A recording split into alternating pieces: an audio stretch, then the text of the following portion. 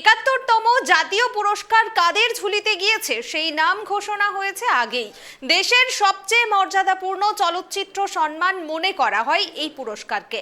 আজ অর্থাৎ মঙ্গলবার দিল্লির বিজ্ঞান ভবনে সম্পন্ন হলো পুরস্কার প্রদান অনুষ্ঠান। রাষ্ট্রপতি দ্রৌপদী মুর্মু 2023 সালে মুক্তিপ্রাপ্ত ছবির জন্য পুরস্কার প্রদান করেন।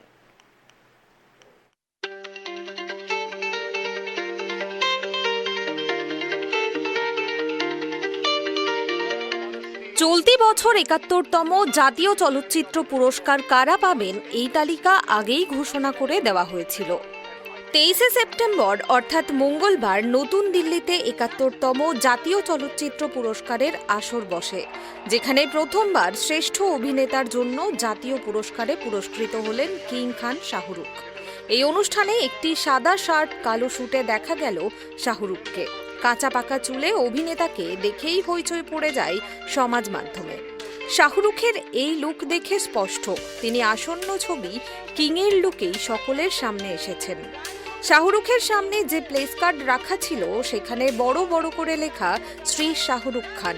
এই দৃশ্য শুধু অভিনেতার জন্য নয়, গোটা দর্শক মহলের জন্যই আবেগঘন একটি মুহূর্ত তৈরি করেছে।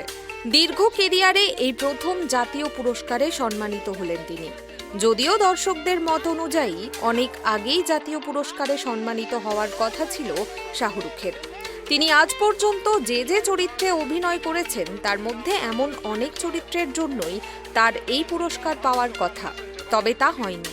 অবশেষে জওয়ান সিনেমার জন্য সেরা অভিনেতার পুরস্কারে পুরস্কৃত হলেন তিনি। প্রায় ৩ দশক পরে জাতীয় পুরস্কারে সম্মানিত হয়ে শাহরুখ বলেন, জাতীয় পুরস্কার পাওয়া আমার জীবনের এক অবিস্মরণীয় সম্মান।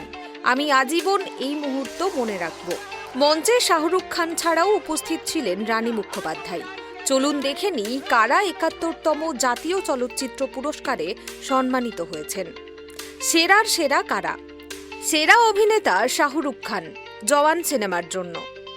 সেরা অভিনেতা যৌথভাবে বিক্রান্ত ম্যাসি, 12 ফেল। সেরা অভিনেত্রী রানী মুখার্জি, মিসেস চ্যাটার্জি ভার্সেস নরওয়েতে। সেরা পার্শ্ব অভিনেতা অনিরুদ্ধ রবিচন্দর, লিও। সেরা পার্শ্ব অভিনেত্রী দিয়া মির্জা, ধক ধক। প্রায় ৩০ বছরের কেরিয়ারে এই প্রথম জাতীয় পুরস্কারে সম্মানিত হলেন রানীও।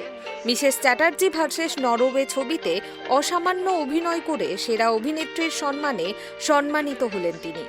এছাড়াও জাতীয় পুরস্কারে সম্মানিত হয়েছেন বিক্রান্ত, যাকে রানী মুখোপাধ্যায়ের পাশেই বসে থাকতে দেখা যায়।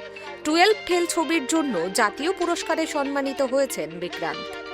Bureau report, tribe TV Bangla.